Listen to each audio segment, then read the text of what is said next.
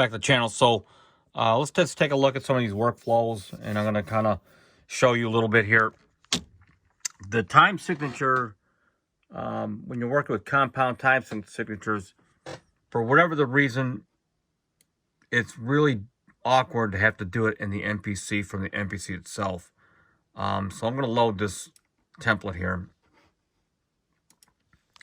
And so it defaults to 4:4. You can change that default, but if at times when you want to change that time signature,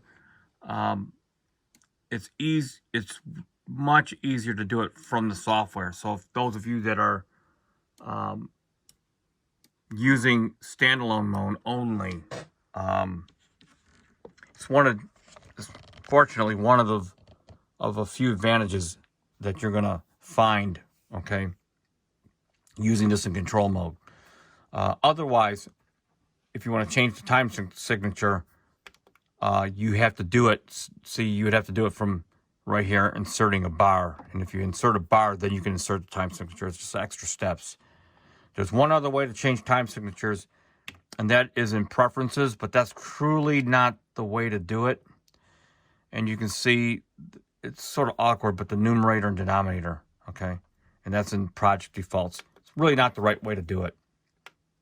Okay, so as you can see, tip number 2, there are no sounds actually in here per se. So if I hold this main button down on any MPC, that you can hold the main button down and you'll get this temporary screen, which allows you to go directly to whatever track you want. Therefore, naming your tracks is really important. Okay, so pre-naming them is a big deal. So if you can find a certain workflow that you like, pre-naming them, saving them as a template, and then picking your sounds after the fact. Okay, so tip number 3, sample your sounds. Okay, getting this, until you've experienced it, getting your sounds all into the MPC is an extremely wonderful thing, and you just have to experience it for yourself. So example, I'm going to go in and pick a drum kit. I'm going to pick a funk kit. It sounds like that. I'm going to pick a big fat kit from the fat drums. And we're going to compare and contrast a couple things here. So, under drum kit, and I'm just going to play 6/8 beat, just 2 bars.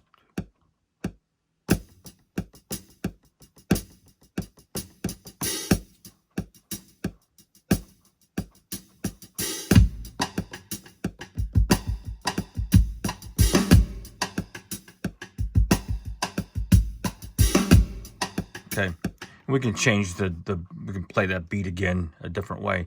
Now I'm going to listen to this with the fat kit. Okay, so you can see getting your sounds, I don't have to reach for plugins, I don't have to reach for modules, they're right here. And I'm going to pick, speaking of modules, I'm going to pick this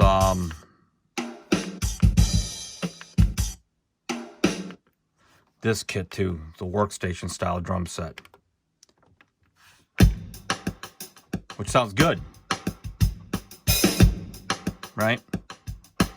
Okay.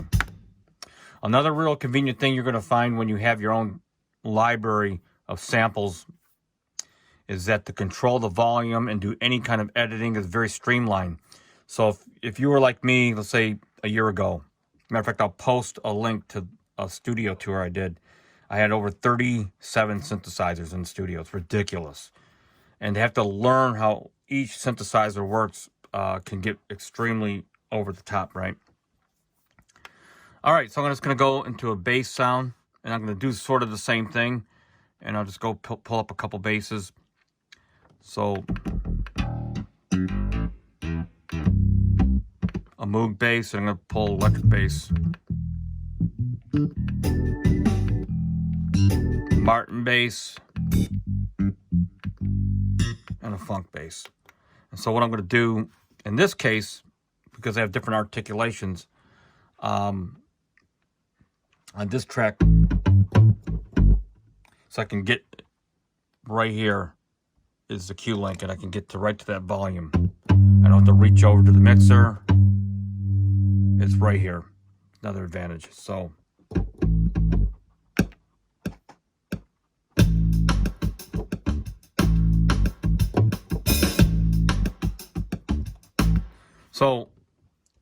because of the different articulations, I can go into a second bass. So first I'm going to mute this, right? And I'm going to go to the second track, and I'm going to go pull up a slap bass.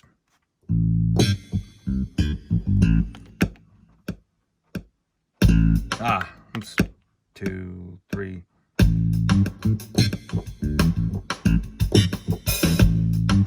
Okay. And then this bass 1, 2. So we'll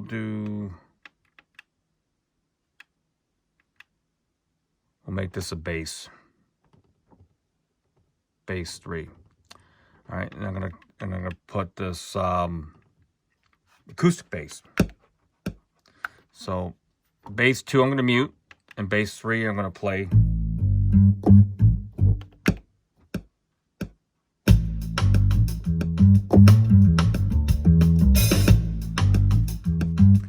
So essentially what I have, if I go into the track mute feature, I can mute this, and I can audition each one.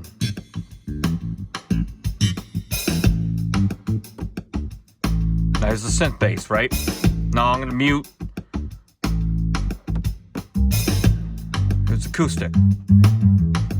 So we'll get to that in a minute, okay?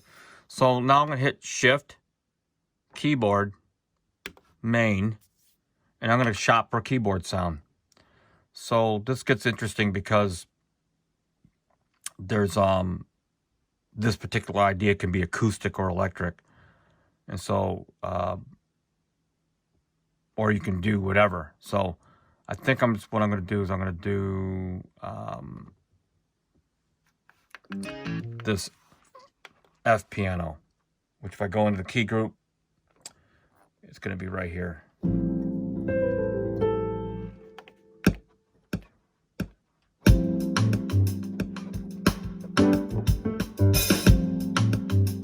Matter of fact, what I'm going to do is I'm going to double that length to 4 bars.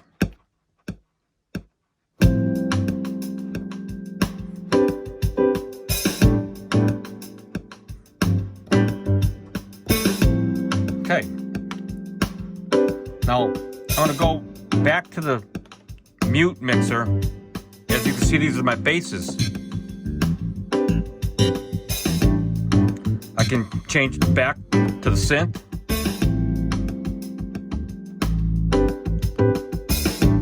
And how about the acoustic?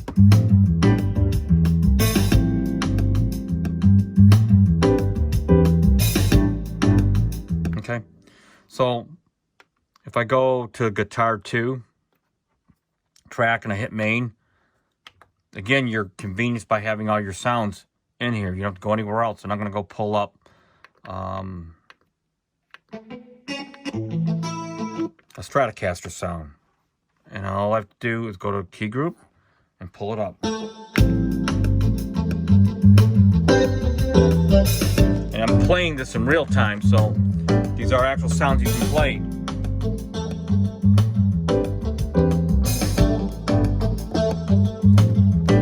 Let me record over this.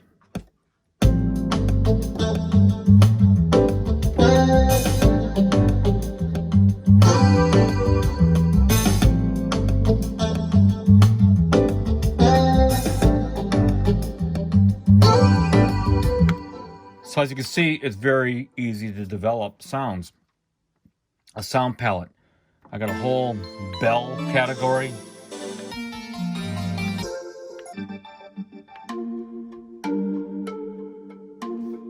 Matter of fact, in this JD pack, part 2,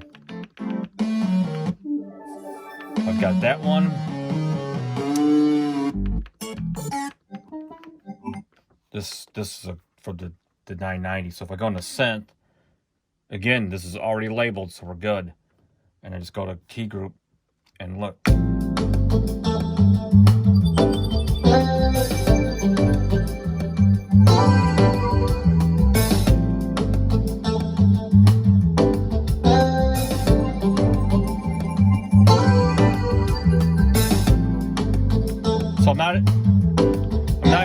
myself out of record.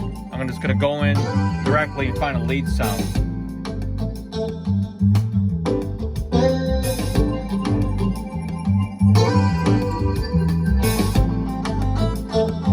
So this is the one I'm going to pick. I'm going to probably layer it. So I'm on lead 1. Okay, so it sounds pretty good by itself, but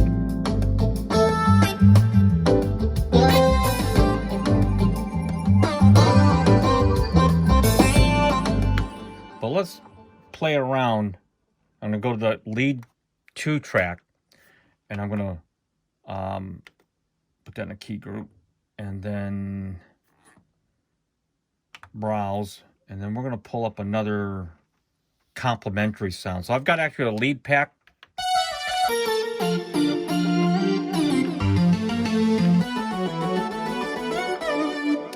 But I think, because I got some choices here, I'm going to go into the K5000, which is an additive synth. I no longer, like I said, I no longer have all that. But I sampled everything. Okay, so I'm going to hit main twice, or you can hit this same result. And I'm going to go and just hit shift and select both these tracks. I'm going to audition. Oops. Down here, and all I'm gonna do is play these as a track stack.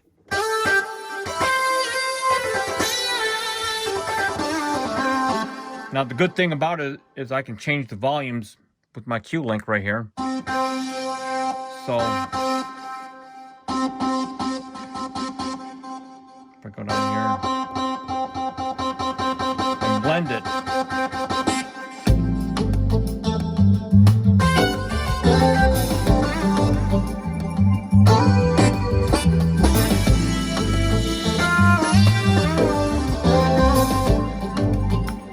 The point is, you get so many different combinations. There's a sound from the T series called mono synth, which really speaks to this.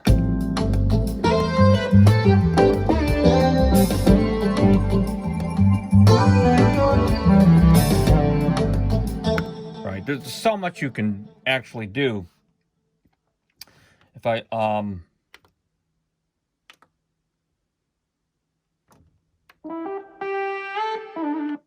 this expressive lead sort of from a Moog.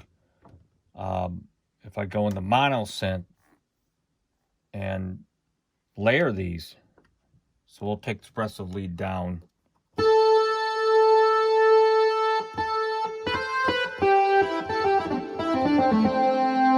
So really thickened it up.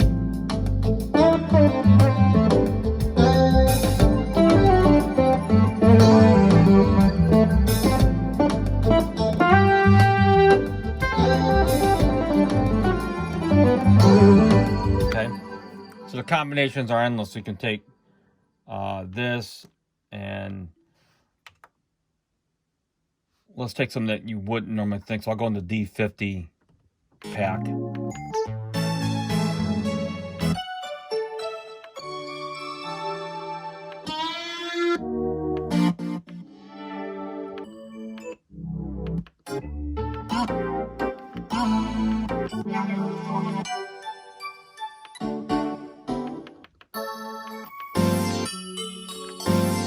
We'll take kitchen pad. That's sort of an analog, even though it's a pad.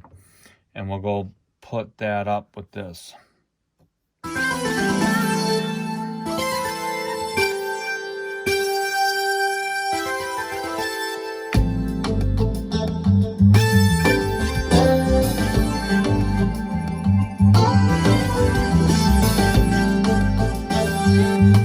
And you don't have to stop it at, actually you don't have to stop at 2. Like I can go into here, hit shift record, and I can pull up that mono synth or expressive lead.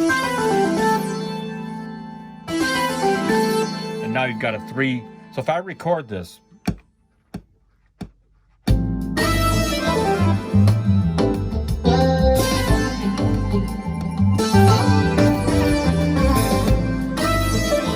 See, it recorded all three. And that's the MIDI. Right? And the great thing is that when I go to save this idea, all the sounds that I pulled up will save in the project folder. So you don't have to worry about a song not playing down the road because a plugin wasn't instantiated. See, I've got, in the MPC itself, if you go into here, I've got plugins in here, right? But they're just too much of a pain in the neck to have to manage. And then you have to realize there's a Jura, which I do like that plugin, but it's too much to have to recall that back up, or if you do a reinstall and it's not authorized, that plugin won't load up. So if you use sampling as your main primary source and then use those while you're in the MPC ecosystem, it just makes everything much, much straightforward. So anyway, hope you enjoyed the video. Until next time, peace out.